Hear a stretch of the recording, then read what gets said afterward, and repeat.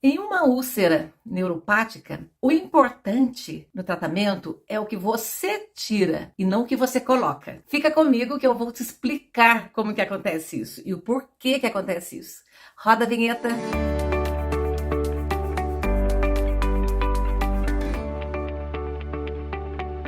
Eu sou Rivana Toledo, eu sou enfermeira estomoterapeuta e hoje nós vamos discutir sobre tratamento de feridas. Para que você, enfermeiro ou enfermeira generalista, aprenda, né? Ou some com que aquilo que você já sabe, mais conteúdo relacionado ao tratamento de feridas. E para isso, para que a gente some, a gente tem que realmente caminhar estudando, caminhar, assistindo os vídeos, participando das redes sociais, e seguindo as pessoas que realmente estão envolvidas, né? E tem o compromisso de querer melhorar o paciente que tem uma ferida, tá bom? Por isso nós estamos aqui novamente.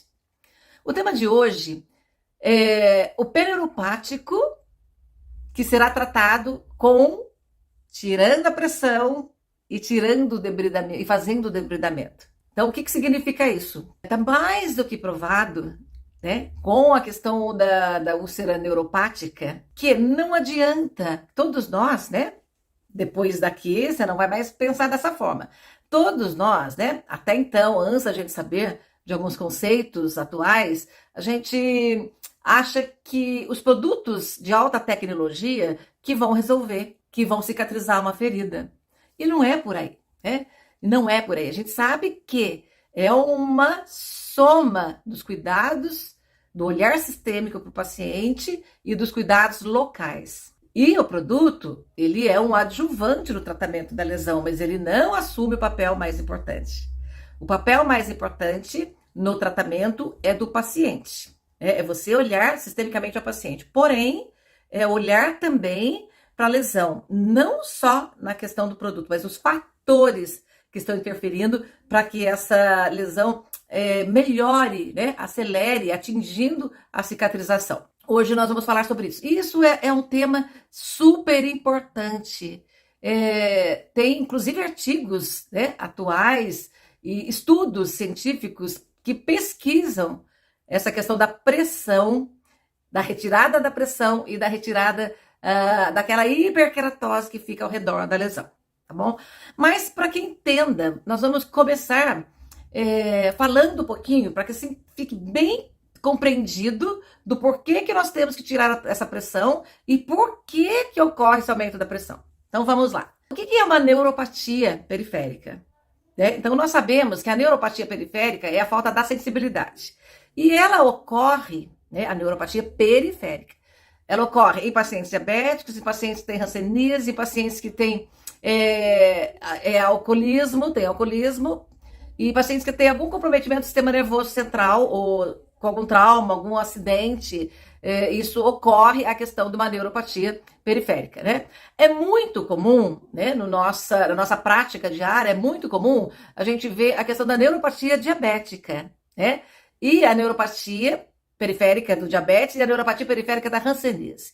Tá? Eu tive bastante experiência na questão dos dois tipos de neuropatia. Eu trabalhei com pé diabético e trabalhei com pé neuropático pela hanseníase, né? E também cheguei a atender o pé de uma pessoa alcoolista, tá? E de uma pessoa que sofreu trauma medular. Então, as pessoas que também sofreram trauma medular são pessoas que podem apresentar uma neuropatia periférica. Então, por isso que é importante que a gente entenda a questão da neuropatia periférica. E ela ocorre por quê? A medida é o comprometimento dos nervos, né? Neuropatia é comprometimento dos nervos. Uma vez que ocorre uma diminuição do fluxo sanguíneo, né? Por vários motivos, na diabetes por excesso de glicose, que pode também ocorrer uma arteriopatia, daí essa diminuição do fluxo sanguíneo compromete, né, a transmissão dos neurônios. Então começa a comprometer a sensibilidade dos pés. Tudo bem, mas aí o que acontece? Quando se fala em neuropatia, subentende-se que vai com certeza à medida, né, que passar o tempo, essa neuropatia nos pés vai comprometer, formando calosidades, porque essa neuropatia altera toda a biomecânica do pé. Então, alterando a biomecânica do pé, altera e forma diferentes pontos de pressão e vai também formando um único. Se formar um único ponto de pressão, onde naquele ponto é a pressão maior, devido a toda a alteração da biomecânica do pé causada pela neuropatia, essa região com certeza poderá abrir uma lesão. Então, o que a neuropatia? Tira a sensibilidade, altera a biomecânica do pé, alterando a biomecânica do pé, forma calosidade, né, em cima do ponto de pressão maior, e nessa calosidade, com pressão maior, poderá formar uma lesão se não for tratada essa calosidade. E uma vez rompida essa calosidade, né, porque não houve alívio da pressão, uma vez rompida, ela vai abrir uma ferida e essa ferida vai permanecer com a borda dela com maior pressão. Então nós vamos entender, essa é só a fisiopatologia, para entender como que ocorre uma lesão neuropática, né, e o que acontece com essa lesão neuropática. Então, uma vez aberta a lesão devido, né, uma calosidade, geralmente na região plantar, tá? Essa borda, ela fica recebendo, a borda da ferida, ela fica recebendo por si só uma pressão maior, igual já estava recebendo. E essa pressão grande que recebe na borda da ferida, ela vai formar uma hiperqueratose.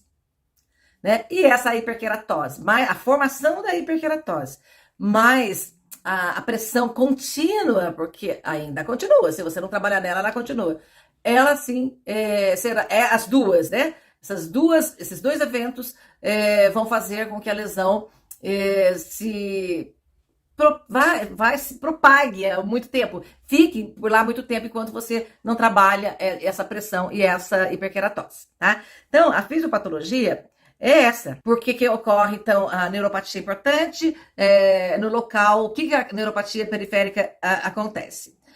Uma coisa que eu gostaria de lembrar aqui é o seguinte: toda lesão causada por uma neuropatia periférica na região plantar, antes chamava mal perfurante, tá? Hoje, esse termo já não se usa mais. Hoje, o termo utilizado é lesão neuropática. Né? Não se usa mais mal perfurante. Então, gente, lembre-se, né? Acho que a gente está aqui para se atualizar, então ficar atualizado na terminologia também é super importante. Então, vamos ficar atentos para a gente não ficar repetindo a terminologia antiga. Até porque os trabalhos novos, né, que vão aparecendo daqui para frente, a partir do momento que mudou, elas vão trazer a úlcera neuropática. Se vocês ficarem procurando o termo mal perfurante, ninguém vai encontrar. Então, entender que não existe mais o termo mal perfurante, tá bom?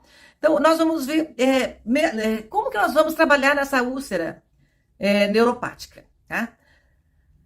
Por que no início eu falei que o importante é o que você tira da lesão e não o que você coloca?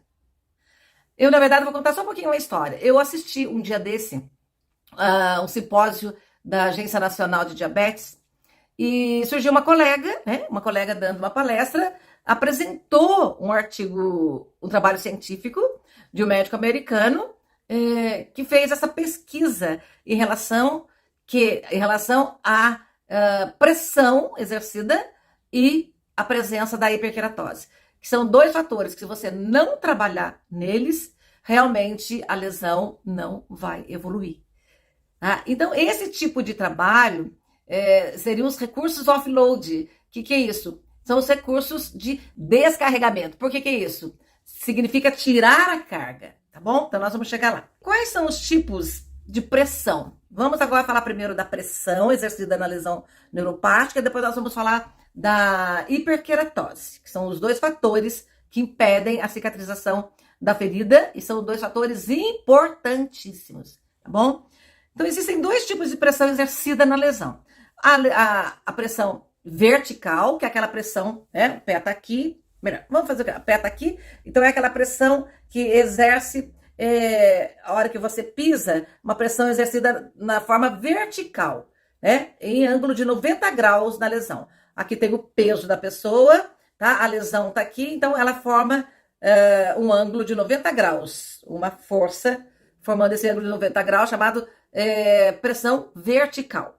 E existe uma outra pressão seria a pressão paralela, que é uma pressão à medida, né, que vai fazendo essa pressão, e à medida que o pé movimenta com essa pressão vertical, ocorre uma pressão paralela. Isso chama-se de cisalhamento, tá? Então, é esse cisalhamento mais a pressão, que são as duas causas do não fechamento da lesão e da formação dessa hiperqueratose, tá?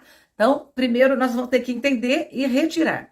E esse estresse mecânico ocorrido pelo cisalhamento, né, ele causa um processo inflamatório que prolonga a questão da fase da cicatrização. Então, por isso que nós temos que descarregar essa pressão, tá?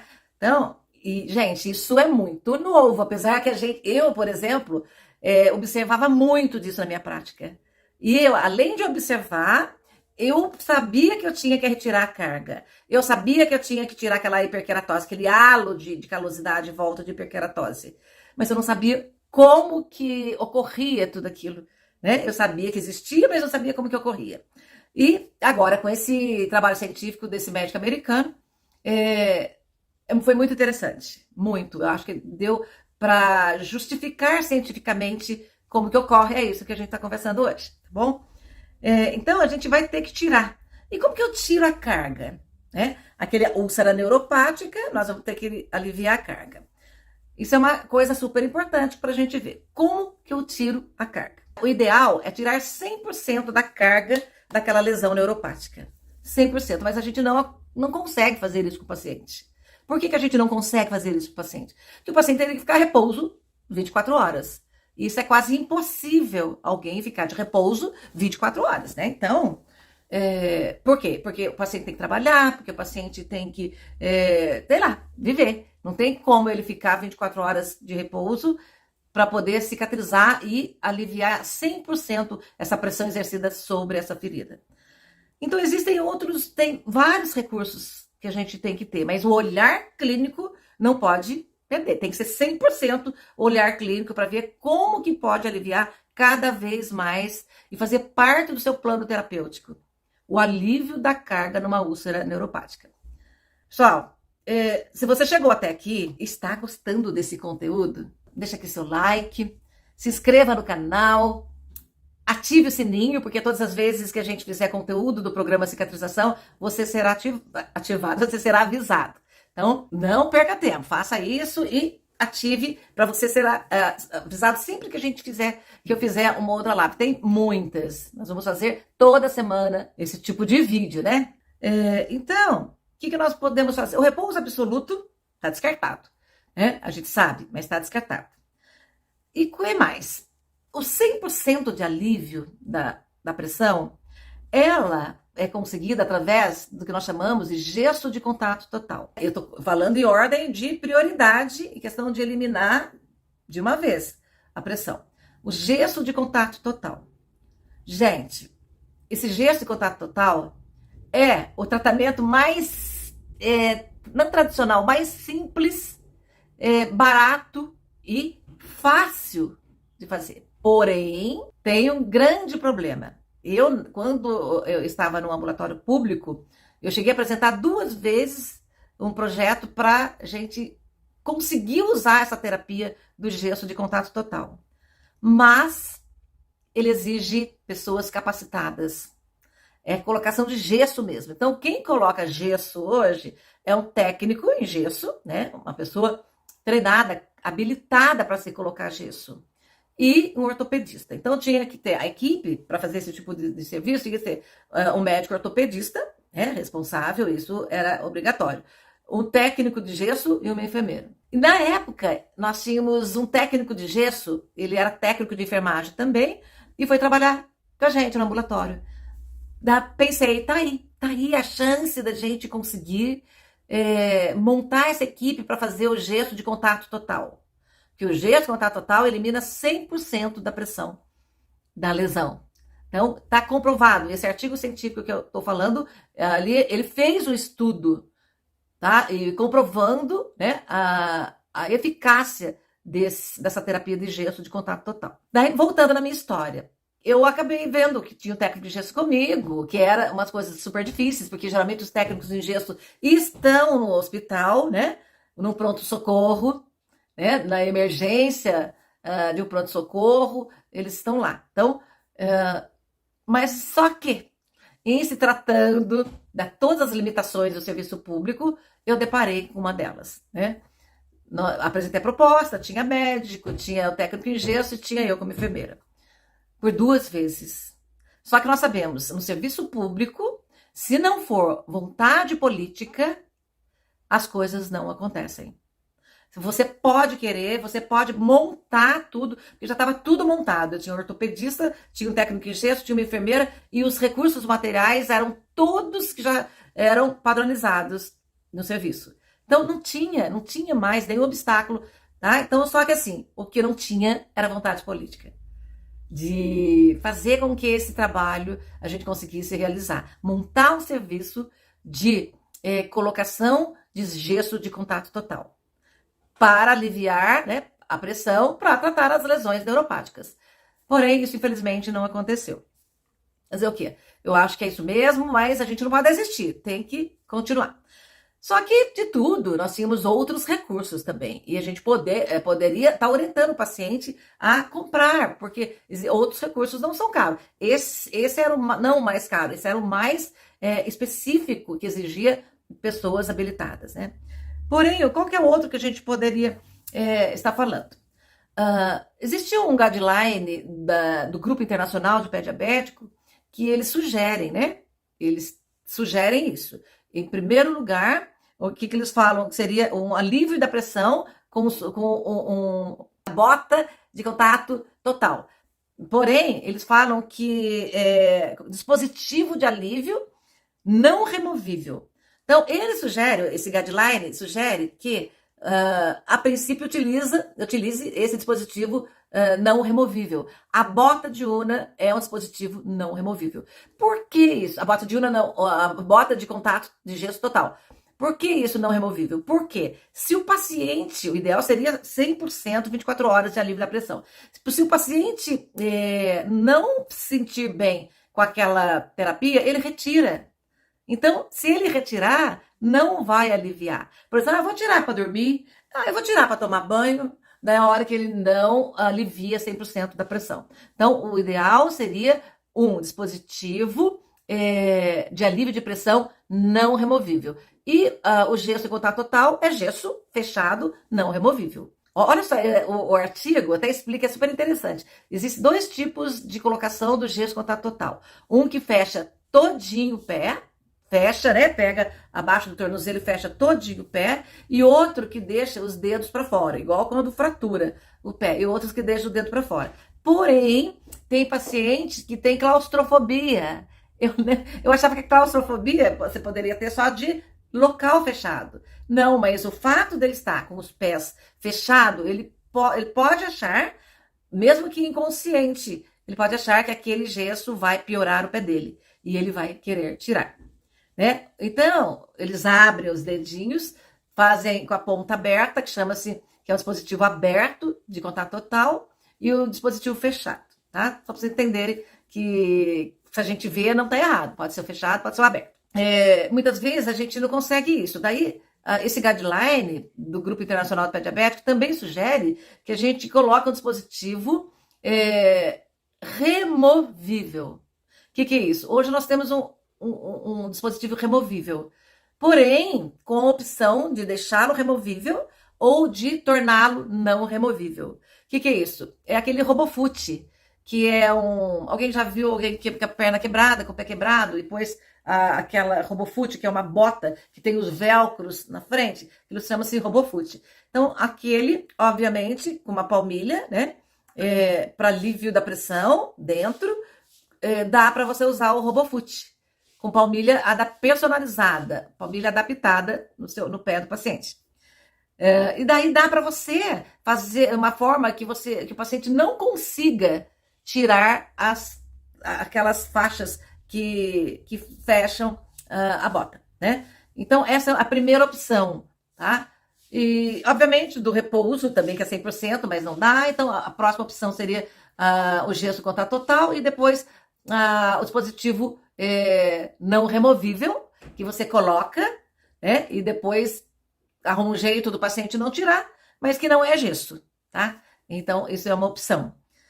E o gesso de contato total, ele tem várias indicações e várias contraindicações, né? Então, paciente que tem uma isquemia no membro, que tem uma circulação comprometida, não usa, né? Ele só funciona para ferida de primeiro grau e de segundo grau. Então, existem algumas limitações, porém, é o mais indicado para alívio de 100% da pressão em cima da ferida numa úlcera neuropática, tá bom? Então, tem que entender bem isso.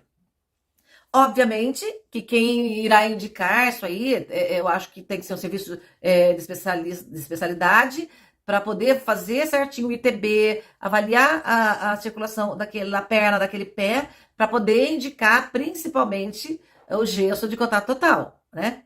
E com certeza vai ter médico aí, o médico também vai ver, o enfermeiro vai ver. Então é importante que você encaminhe para um serviço. Só que é um serviço difícil, gente, muito difícil de encontrar, infelizmente. Infelizmente, eu passei por essa experiência. E depois disso, exige a cadeira de roda. Depois da questão do gesso contato total, nós temos a cadeira de roda. Então, a cadeira de roda é uma opção do paciente sentar e aliviar a pressão totalmente. Porém, se ele tiver que se locomover, ele não vai poder se locomover. Principalmente dificuldade do acesso da cadeira de roda em alguns lugares, né?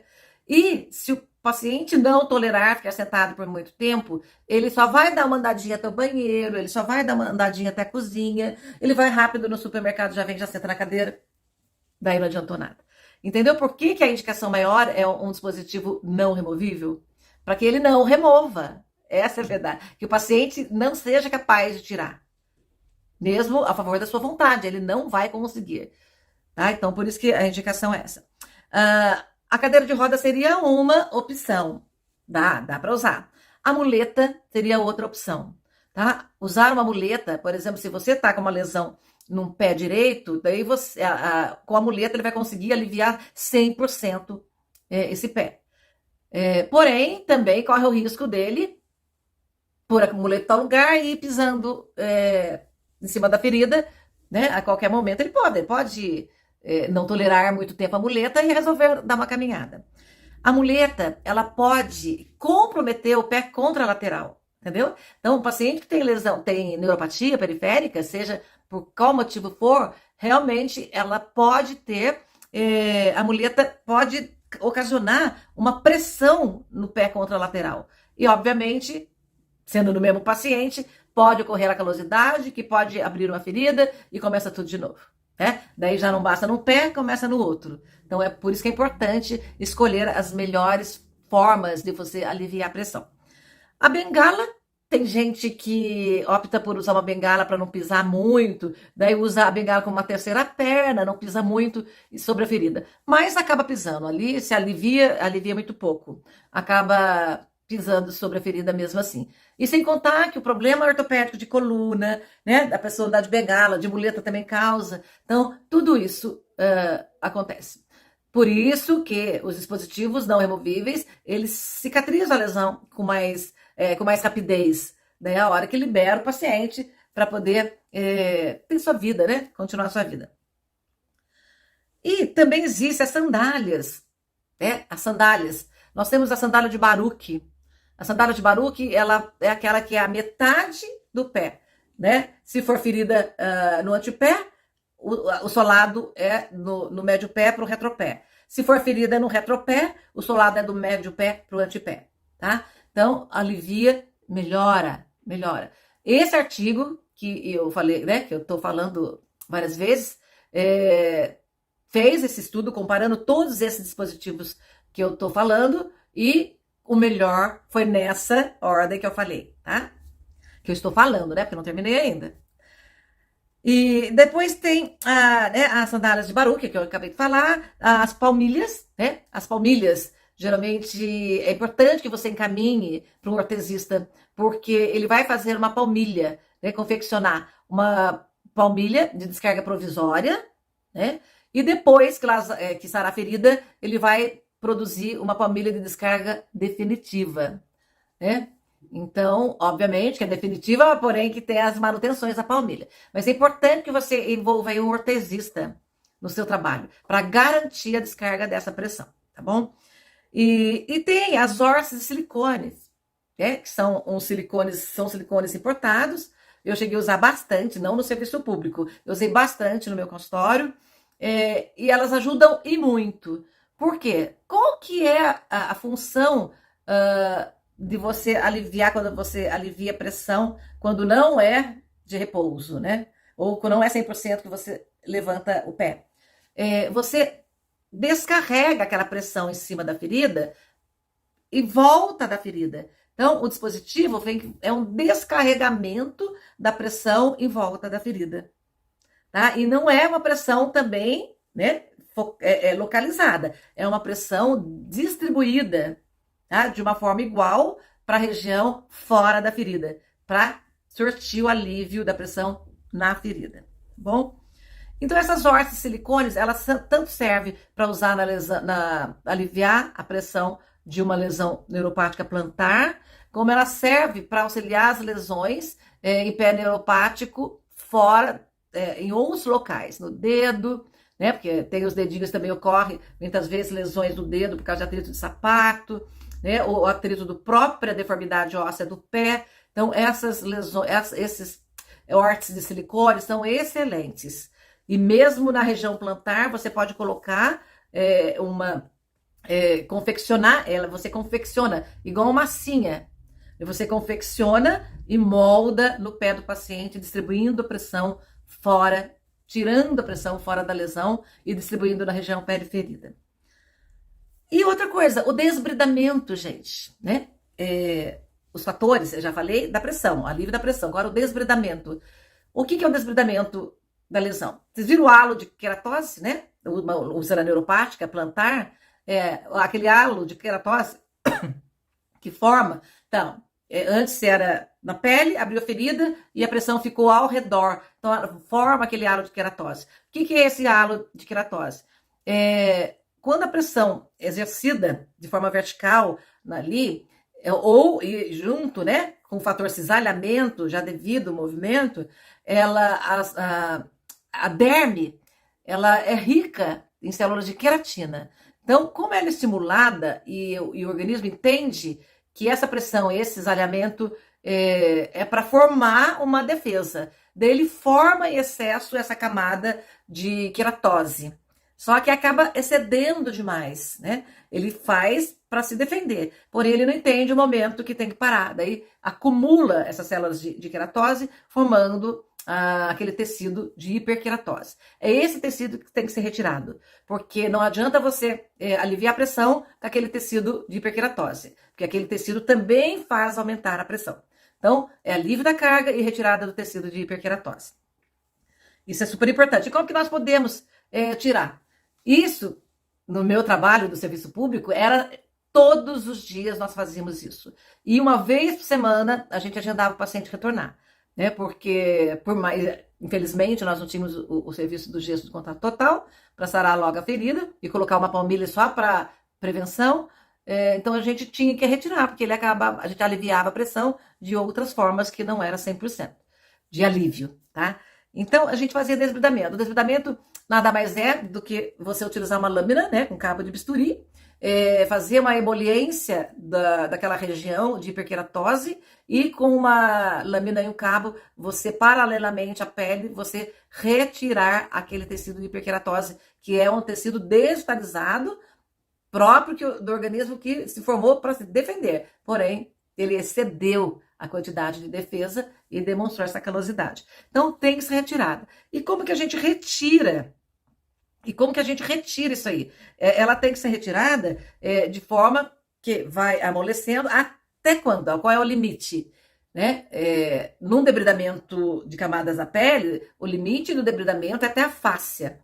Né? Porém, aqui não. Aqui nós vamos até onde vai desbridando. Né? Esse tecido de hiperqueratose tem uma coloração amarelada, meio rugosa, amarelada. Então, a gente vai desbridando até a gente observar um tecido de aspecto da epiderme, né? Aí da epiderme à derme. Então a gente observa assim. Então por isso que tem que ser tirado muito lentamente, raspando, né? Cortando cada lugar para poder a gente tirar todo isso aí sem ferir. E a gente vai observar, não é fácil, mas uma vez capacitado, uma vez habilitado, você, enfermeiro, vai conseguir sim. Então a gente tem que. Dá licença um pouquinho. Nós temos que fazer essa retirada. Então, é uma conexão, porque formou, tá? Você vê que a queratina não é que tá ali na epiderme, tá aqui embaixo, né? A derme e epiderme. A epiderme e a derme. A queratina não tá aqui nessa. Então, ela formou tanto que ela saiu pela epiderme. Então, a gente vai retirar, né? Tirando a ponto de você visualizar a pele ou a epiderme conectada na derme. Ali é o limite que você tem que tirar a hiperqueratose. Daí a retirada da pressão, né, fazendo alívio da pressão. Quanto maior o alívio, melhor. Mais a retirada da hiperqueratose, pronto, são os dois fatores que prejudicam e muito. Se você não retira, não adianta. Você pode pôr ouro na ferida, que não vai sarar. Que não vai sarar, porque o fato daquela pressão, ele vai ativar processos, elementos inflamatórios na ferida que não deixa cicatrizar. E a borda, a gente sabe que a cicatrização ocorre de forma centrípeta, né? De fora para dentro, então também não vai cicatrizar porque as células de epitelização não vão caminhar de fora para dentro se a gente não tirar aquele argola, aquele aro formado em cima da lesão. Tá? Então tem que ser retirado. Eu me lembro uma vez, no serviço público, que eu recebi um paciente, melhor, eu recebi um processo, nem o paciente ia junto, eu recebi um processo que ele entrou, né, no serviço público, solicitando o famoso Dersane, o famoso ácido graxo, para poder passar na ferida. E foi logo no começo da criação do ambulatório, eu falei, não vou, não concordo, né? Daí mandei meu parecer, que eu discordava daquela indicação, daquela receita, apesar de ser uma receita médica, mas eu discordava que existiam outros produtos melhores e outros procedimentos a serem feitos para poder evoluir aquela lesão da melhor forma possível, que o paciente conseguisse recuperar. Eu fiz a minha justificativa técnica. E sugiro que o paciente venha fazer o acompanhamento com a gente. E o paciente foi. Daí o que aconteceu? Tinha um halo dessa espessura de hiperqueratose na lesão dele, era um pé diabético, um paciente relativamente novo, um pé diabético, um halo de hiperqueratose dessa forma, um pé já totalmente com deformidade, já devido, né, ao longo tempo de diabetes, ao longo tempo já com outras lesões. Daí eu retirei todo aquele halo de hiperqueratose, pedi para que ele usasse uma sandália de Baruch e a lesão sarou. E daí o serviço público já tinha o serviço de colocar aquele sapato especial, só que o sapato especial até servia no pé dele, porém, para ele a palmilha era importante. Daí, na época não tinha palmilha, hoje já tem, né, para a possibilidade de confecção de palmilha. Então eu encaminhei para o ortesista. Então isso a gente também tem que entender, porque os encaminhamentos são necessários para a gente fazer. Nós não temos que ficar com o paciente com a gente, nós não temos que adotar o paciente para a gente. Ele precisa de outro especialista. Né? E nesse caso, um ortesista é o profissional que mais está habilitado para atendê-lo. Nós podemos tentar fazer uma descarga provisória, nós podemos, com uma espuma, que a gente pode fazer, não vou nem explicar aqui, mas hoje usa-se uma espuma, mas é para fazer uma descarga provisória, até chegar ou até sarar a ferida, para encaminhar para uma descarga definitiva, por ortesista, né? Então, espuma filtrada, que chama, tá? É importada, então tem toda essa questão, mas nada impede da gente conseguir, que hoje em dia tem tantos produtos importados que estão mais de fácil acesso, então dá sim para a gente conseguir, tá bom? Então eu acho que, em suma, só resgatando tudo, é possível tratar uma úlcera neuropática, com certeza usando produtos de alta tecnologia, porém, o que é mais simples é o mais importante. Olha que legal, o mais simples é o mais importante. Então, o que é o mais simples? É o mais acessível. né? Então, dá pra gente mesmo, a partir do momento que a gente passa a ter esse olhar clínico para avaliar a pressão, tá? De que a pressão tem que ser aliviada, que tem que ser descarregada aquela pressão, né?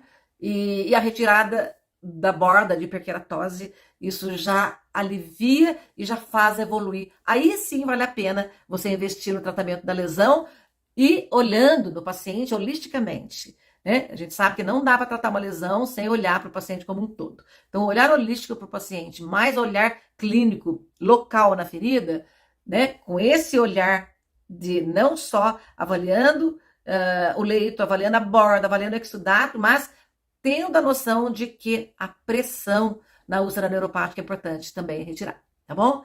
E mostra esse trabalho, mostra o quanto a gente pode evoluir uma lesão se a gente tiver esse olhar clínico em todos os sentidos, inclusive, né, a lesão neuropática na região plantar, inclusive tirando a pressão e tirando a hiperkeratose. Por isso que hoje a gente falou sobre isso. O mais importante de uma ferida neuropática, de uma úlcera neuropática, é tirar do que colocar.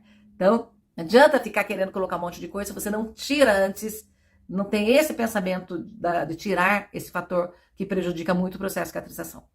Então tá bom, acho que era isso que eu tinha que falar. Muito obrigada pela atenção. Se você gostou aqui então desse vídeo, deixa aqui seu like, se inscreva no canal, ative o sininho para você ser avisado da próxima vez que a gente lançar um outro vídeo. Esse programa Cicatrização, toda semana tem vídeo novo. Então siga a gente lá, compartilhe com o seu colega, tá? Isso é muito importante.